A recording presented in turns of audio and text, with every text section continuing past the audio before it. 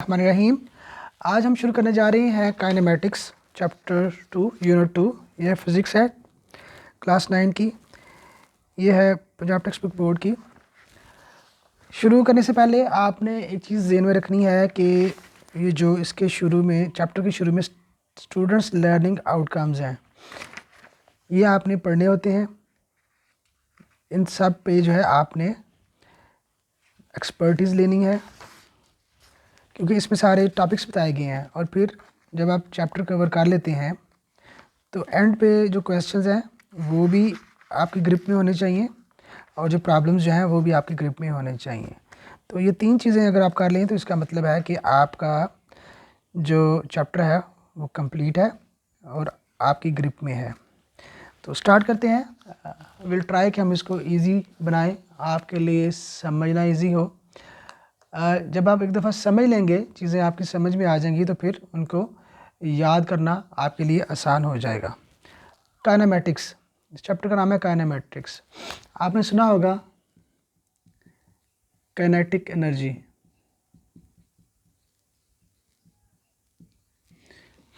अगर आप थोड़ा सा रिवाइज करें तो काइनेटिक एनर्जी कौन सी होती है? जो कि एनर्जी होती है किसी भी चीज़ की मूवमेंट या मोशन की वजह से। जब वो मूव कर रही हो तो उसमें जो एनर्जी आती है वो काइनेटिक एनर्जी है। इसी से जो है ना वो ज़हन में रखेंगे, काइनेमेटिक्स जो है वो किसी भी ऑब्जेक्ट, जो फिज़िक्स है उसकी लैंग्वेज में ऑब्जेक्ट लिखते हैं, जो केमिस्ट्री की लैंग्वेज होती है उसमें समटाइम्स सब्सटेंस लिखते हैं। ठीक है, तो कोई भी ऑब्जेक्ट जब मोशन में होता है तो उसकी जो स्टडी है, मोशन की स्टडी, टू स्टडी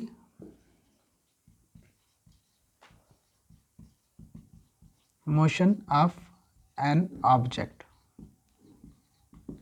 ठीक है, तो ये सिंपल सी चीज़ आपने याद रखनी है कि इस चैप्टर का नाम काइनेमेटिक्स क्यों है, क्योंकि हमने इसमें स्टडी करनी है डिफरेंट टाइप्स ऑफ मोशन। ठीक है, और उससे रिलेटेड जो है और टॉपिक्स हमने स्टडी करने हैं। तो ये मैं आपके लिए पढ़ देता हूँ पेज नंबर 28 पे, ताकि आपको थोड़ा सा आइडिया हो जाए कि काइनेमेटिक्स क्या है। The first thing concerning the motion of an object is it's kinematics. Kinematics is the study of motion of an object without discussing the cause of motion। यानी हम जो है हमें सिर्फ ये स्टडी करना है कि वो ऑब्जेक्ट जो मूव क्यों कर रहा है। हमने ये नहीं देखना कि उसको किसने हिट किया है तो वो मूव कर रहा है, या उसके अंदर बैटरी है या पेट्रोल है या क्या चीज़ है वो क्यों। ठीक है, तो हमने जो है उसका कॉज ऑफ मोशन जो है ना वो डिस्कस नहीं करना। हमने सिर्फ क्या करना है, टू स्टडी मोशन, बस उसकी जो मोशन जो है ना उसको हमने स्टडी करना है। ठीक है, तो उन्होंने ये बताया कि in this unit we will study the types of motion, scalar and vector quantities, relation between displacement, speed, velocity, acceleration, linear motion and equation of motion. और दूसरा इसी 28 पे अगर आप देखें तो ये मेजर कॉन्सेप्ट्स भी दिए हुए हैं। ठीक है, तो ये भी आपने देखना है कि इसमें कौन कौन से टॉपिक्स जो हैं वो कवर हो रहे हैं। तो ये जो है सबसे पहला जो पॉइंट आपको बताया गया वो है कि काइनेमेटिक्स इस चैप्टर का नाम क्यों है और इसमें हमने क्या स्टडी करना है। अब हम नेक्स्ट पॉइंट पे चलते हैं, रेस्ट एंड मोशन। तो जब हम मोशन की बात कर रहे हैं तो उसका अपोजिट क्या होता है? रेस्ट।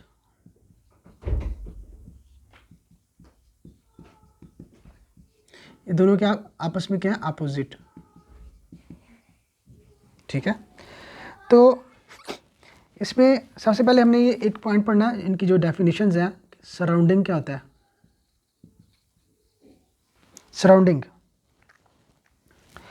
सराउंडिंग होता है कि जो भी हमारे इर्द गिर्द जो प्लेसेस होती हैं या ऑब्जेक्ट्स होते हैं, ठीक है, आप उसको नेबरहुड कह दें, ये हमारी सराउंडिंग होती है।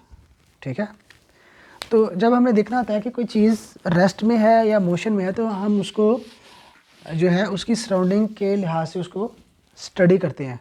ठीक है, जब हमने ये डिसाइड करना हो कि ऑब्जेक्ट जो है वो इस वक्त मोशन में है या रेस्ट में है तो हम क्या करते हैं, उसको देखते हैं कि उसकी जो है ना पोजीशन चेंज हो रही है कि नहीं उसकी सराउंडिंग के हिसाब से। ठीक है, आप ये देखें कि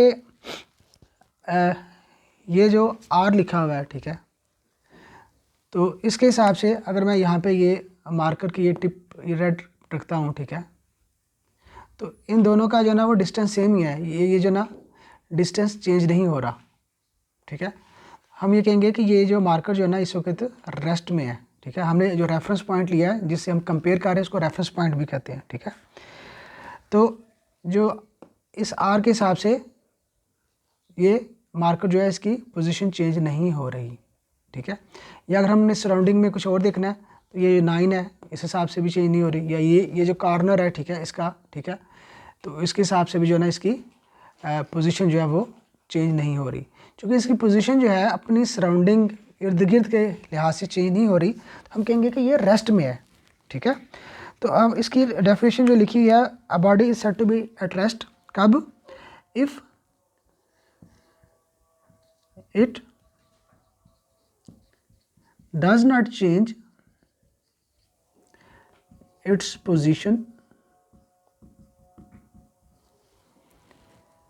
with respect to जो होता है ना उसको आप ऐसे भी लिख सकते हैं, WRT, W for with, R for respect, T for to. With respect to क्या होता है उर्दू में, के लिहाज से। इफ़ इट डज नॉट, जो ऑब्जेक्ट है, if it does not change its position with respect to its surrounding, ठीक है। तो वो ऑब्जेक्ट क्या होगा जो कि सराउंडिंग के हिसाब से उसकी पोजीशन चेंज नहीं हो रही, वो जो ऑब्जेक्ट है वो होगा रेस्ट में होगा, ठीक है जी। तो इसका अगर आप उलट कर लें, चूँकि हमने बताया कि ये दोनों आपस में अपोजिट हैं, ये क्यों बताया, क्योंकि जब आप इसकी डेफिनेशन याद कर लेंगे तो इसका उलट जो है ना वो मोशन की जो है ना वो डेफिनेशन हो जाएगी, ठीक है। तो अगर हम इसमें हमने करना हो कि जो मोशन है उसको कैसे डिफाइन करना है, तो वेरी इजी कि इफ़ जो ऑब्जेक्ट है, if its position changes with respect to its surrounding, ठीक है।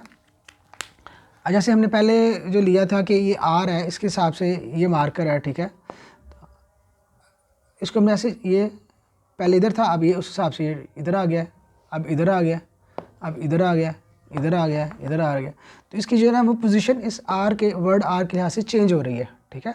तो हम कहेंगे कि ये जो ऑब्जेक्ट है, ये जो मार्कर है, ये इस वक्त क्या है, ये है मोशन में है। तो if its position changes with respect to its surrounding, तो वो क्या होगा, वो होगा मोशन में, ठीक है।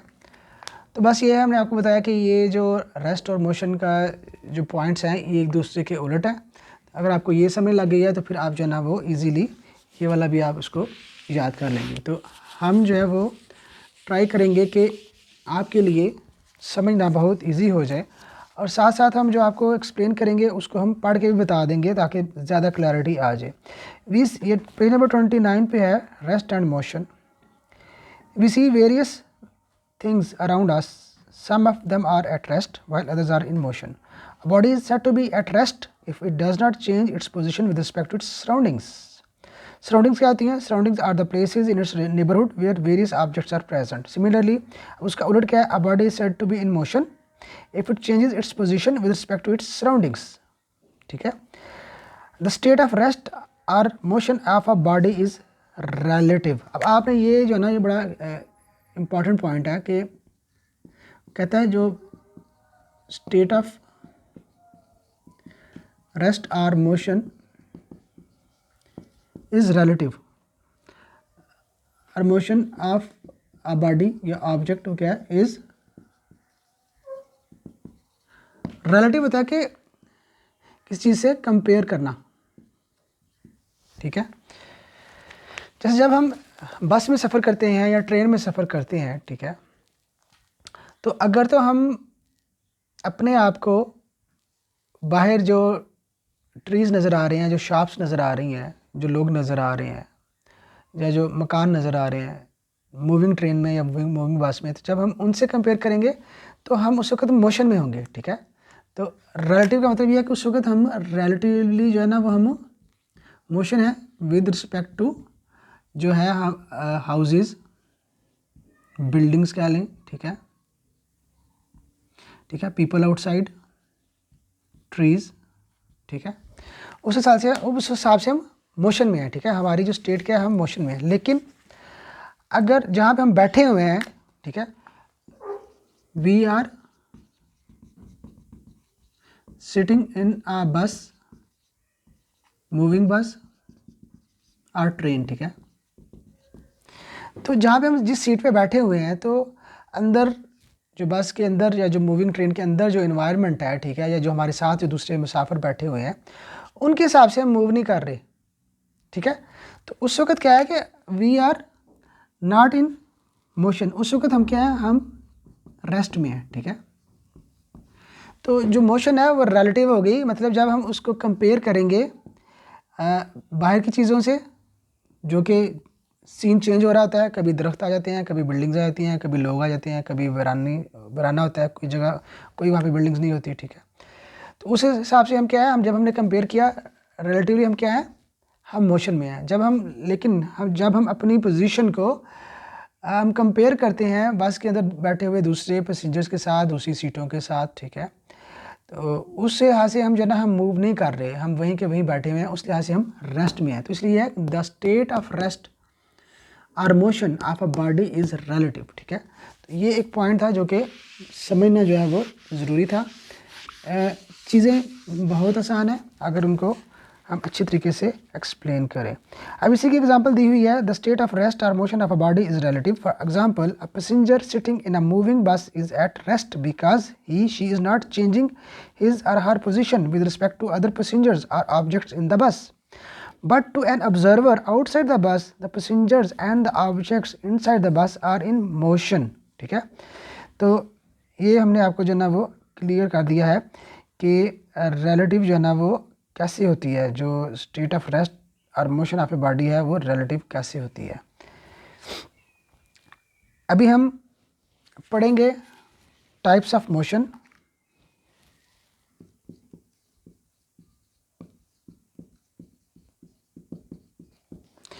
ये 3 तरह की है। एक है ट्रांसलेटरी,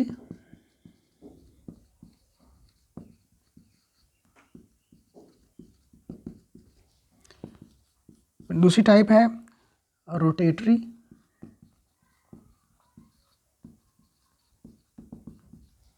और तीसरी है वाइब्रेटरी मोशन।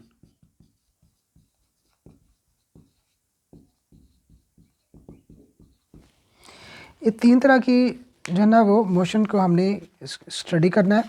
इसकी एग्जांपल्स भी हमने देखनी है। ये जो ना थोड़ा सा लंबा टॉपिक है, 2-3 पेजेस का, तो ये इंशाल्लाह हम करते हैं नेक्स्ट वीडियो में।